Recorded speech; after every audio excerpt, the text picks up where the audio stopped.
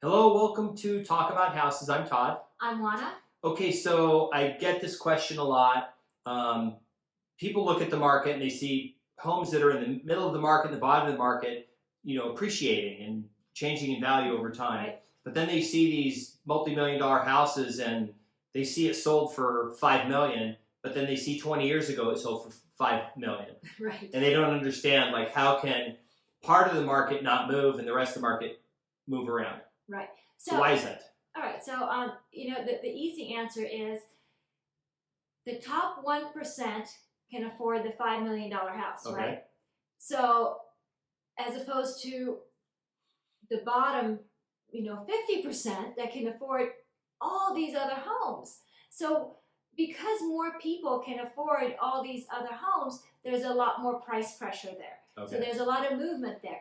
But because there are so few buyers for those luxury multi-million-dollar homes, those homes do not see as much appreciation. Now, the upside for them is even though they don't see appreciation, when the market goes down, they also don't see a lot of depreciation. Yeah. Prices are very stable in the luxury market for the most part, while there's a lot of fluidity in the lower price ranges. And that middle section is kind of in the middle. They see some appreciation. They don't see the dramatic appreciation that the low end of the market sees. Yeah, so here it's kind of a marketplace thing. If you understand how marketplaces work and how equilibrium works, people have no problem with buying a house based on I have enough money, $10,000 for down payment. I can make that $1,400 a month mortgage payment and that gives me enough left over for food and things like that, right? If they could make an $1,800 a month payment, they would do that and buy a little bit nicer house. Right. So it's very efficient. Somebody who has a $5 million house isn't sitting there going, okay, let's see. I have $10 million total net worth. I'll use $5 million to buy a house, but I can't really afford more than that because I need this other $5 million.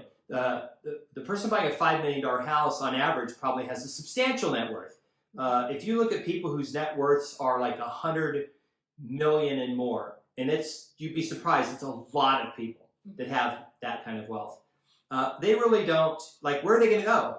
They already have like the nicest house in their town or whatever. Right. Where are they going to move? They don't have anywhere to go, so they don't ever sell, or they only sell maybe when they're getting ready to retire and move or something like that. A lot of celebrities, you're probably aware if you watch the shows and read what's going on online.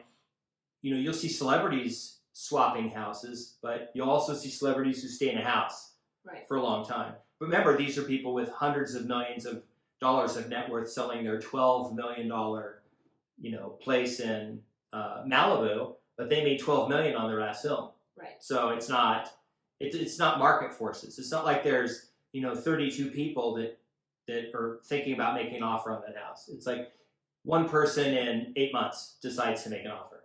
Right. Yeah. So also it takes a lot longer to sell multi-million-dollar homes and that sort of thing.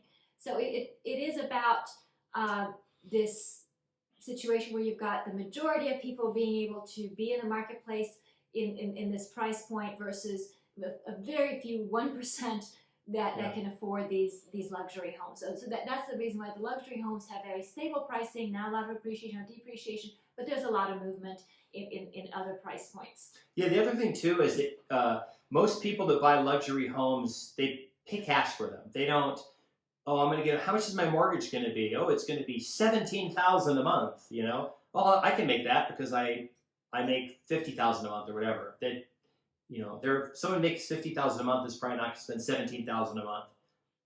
That would probably be most of what they make after taxes. Because if you make $50,000 a month, your tax rate's probably pushing 50%, depending on where you live. Yeah. With all in with all your taxes. So,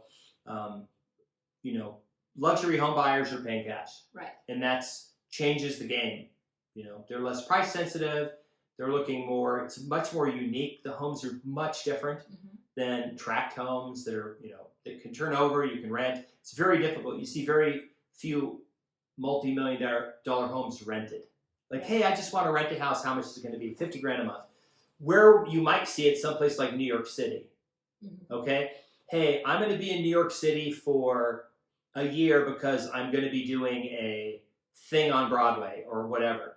But I don't want to buy a place, so I'll rent a place for short term. But that's not really the same thing. That's really considered a short term rental. Right. You know, spending 50 grand to rent a penthouse somewhere. Right. Because you're going to be in New York City or whatever.